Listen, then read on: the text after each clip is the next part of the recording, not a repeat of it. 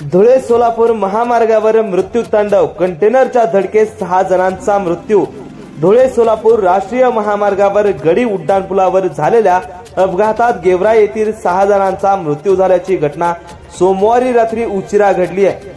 दुभाजकात अडकलेली गाडी काढण्यासाठी हे तरुण गेले होते। गाडी काढत असताना भरधाव वेगात आलेल्या कंटेनरने चिरडल्याने हा अपघात झालाय।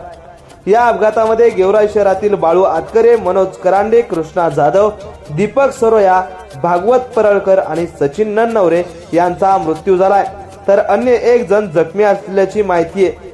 घटनेची माहिती मिळताच गेवराई पोलीस घटनास्थळी दाखल झाले होते।